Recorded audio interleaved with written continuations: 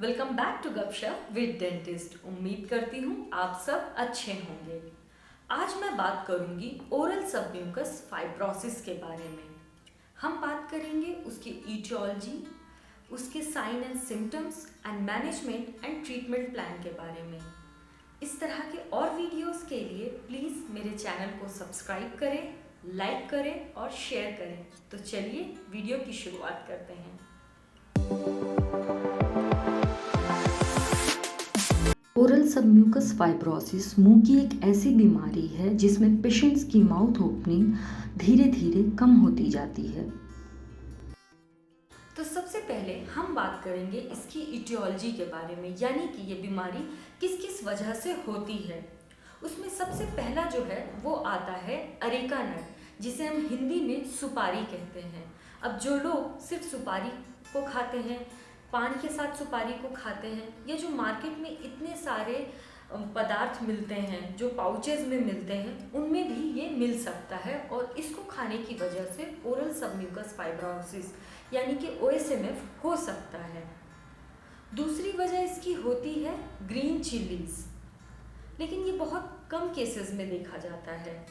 तीसरी वजह होती है माइक्रोन्यूट्रिएंट्स, यानी कि जिंक, आयरन और जो एसेंशियल विटामिन्स हैं उनकी डेफिशिएंसी की वजह से भी OSMF हो सकता है।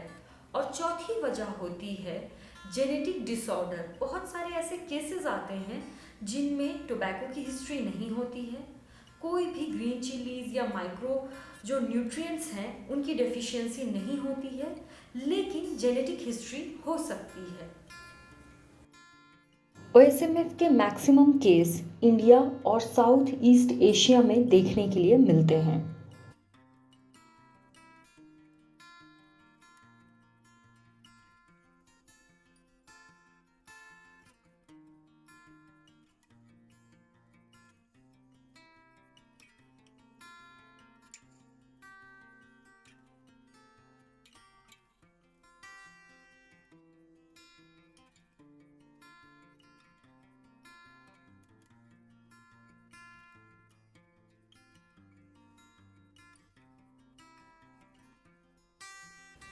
दूसरा नंबर आता है ब्लांचिंग का, यानी कि एक वाइट और मार्बल लाइक अपीयरेंस हो जाता है आपके बक्कल म्यूकोसा का।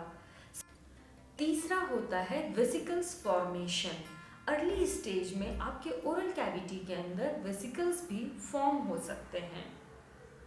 लेटर स्टेज में जो सबसे कॉमन प्रॉब्लम देखने को मिलती है वो होती है रिड्यूस माउथ ओपनिंग, क्योंकि आपका जो ओरल कैविटी है, बक्कल म्यूकोसा है, उसमें फाइब्रोटिक बैंड्स बनने लगते हैं और जैसे जैसे फाइब्रोटिक बैंड्स के नंबर आपके बक्कल म्यूकोसा और ओरल कैविटी में बढ़ते चले जाते हैं, उसी तरह से आपकी जो माउथ की ओपनिंग है वो रिड्यूस होते जाती है। दूसरा, आपके जो टंग के मूवमेंट हैं वो धीरे धीरे रिस्ट्रिक्टेड होते चले जाते हैं।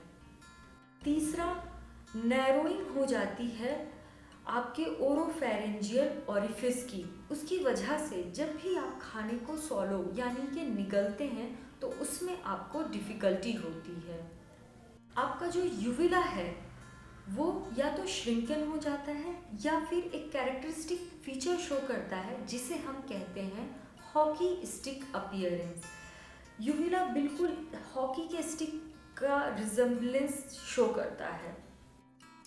और आखिर में हम बात करेंगे मैनेजमेंट और ट्रीटमेंट प्लान की, जिसमें सबसे पहले आता है discontinuation of habit and counselling, उसके बाद ओरल फिजियोथेरेपी, देन मेडिकेशन और लास्ट में सर्जरी। सबसे ज़्यादा काउंसलिंग के लिए एक चीज़ जो ज़रूरी है वो ये है कि पेशेंट को आप रिकॉल्स पे बुलाएं, ताकि पेशेंट जो है अगर डीमोटिवेट हो गया है तो आप उसको फिर से मोटिवेट कर सकें। और दूसरा ये कि पेशेंट को अगर उस हैबिट को क्विट करने में कोई प्रॉब्लम आ रही है तो वो अपनी प्रॉब्लम आपके साथ शेयर कर सके और आप दोनों मिलकर उस प्रॉब्लम को एक साथ सॉल्व कर सकें। मैं अपने पर्सनल एक्सपीरियंस से आपको ये बात बता सकती हूँ कि ज़्यादातर पेशेंट्स जो हमारे पास आते हैं, जब हम उनसे वो हिस्ट्री लेते हैं कि उन्होंने इसका सेवन क्यों शुरू किया, तो वो अपने फ्रेंड्स का इन्फ्लुएंस बताते हैं। तो ये जानना बहुत ज़रूरी है कि किस तरह के सर्कल में हम उठते बैठते हैं।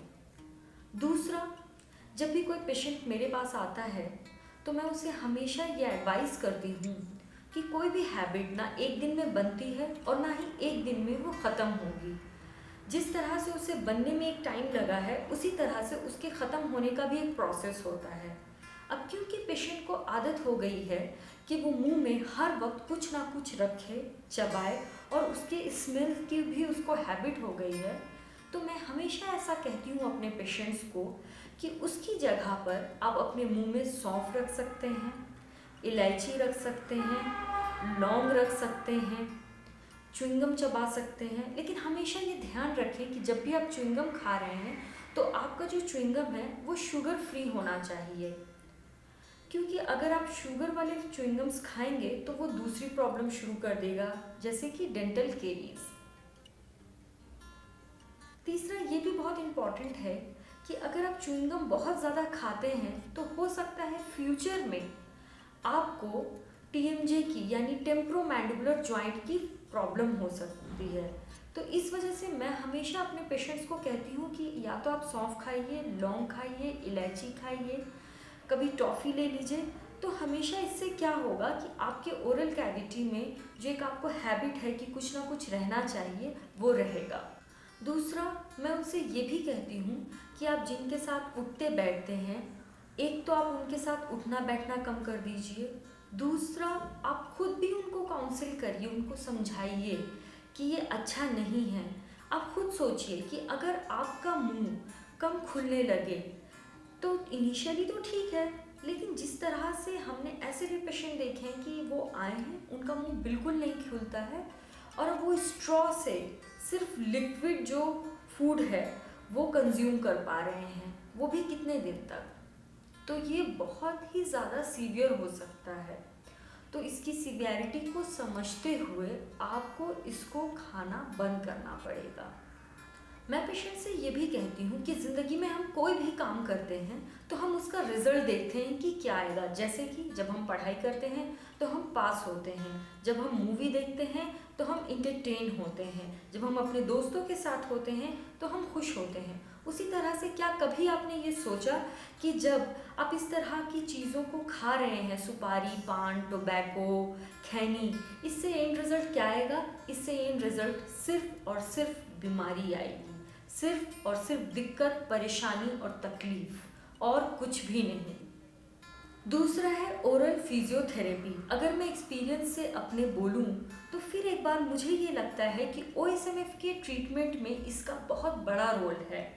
ऐसे कई पेशेंट मैंने ट्रीट किए हैं जिनको ओरल फिजियोथेरेपी की वजह से माउथ ओपनिंग बढ़ गई है, उनके मेडिकेशन का जो ड्यूरेशन है वो कम हो गया है, और ये पेशेंट को बहुत ज़्यादा मोटिवेट करता है क्योंकि वो खुद फील कर पाता है कि एक ओरल कैविटी जो मार्बल लाइक हो गई थी, वुडी अपीयरेंस हो गई थी, हार्ड हो गई थी, टफ हो गई थी, एक्सरसाइज करने की वजह से उसमें बहुत ज़्यादा इम्प्रूवमेंट्स देखने के लिए मिल रहे हैं।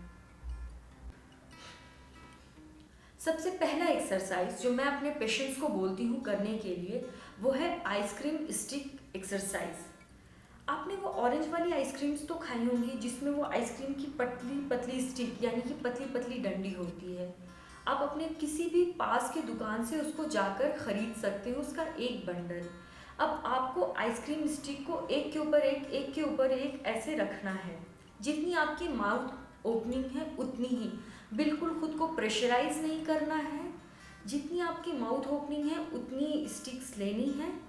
अपने स्टिक्स के दोनों साइड्स पे आपको रबर बैंड से उसको बांधना है ताकि वो स्टेबल हो जाए। उसके बाद अपनी आइसक्रीम स्टिक को लेकर आपको अपने ओरल कैविटी के अंदर रखना है, और आप ये ध्यान रखिए कि ज़रा भी यहाँ पे प्रेशर नहीं पड़ना चाहिए, और फिर आपको काउंट करना है 10। उसके बाद आपको आइसक्रीम स्टिक को निकाल कर रख देना है, और ये आपको रिपीट करना है सुबह 5 बार और शाम में 5 बार।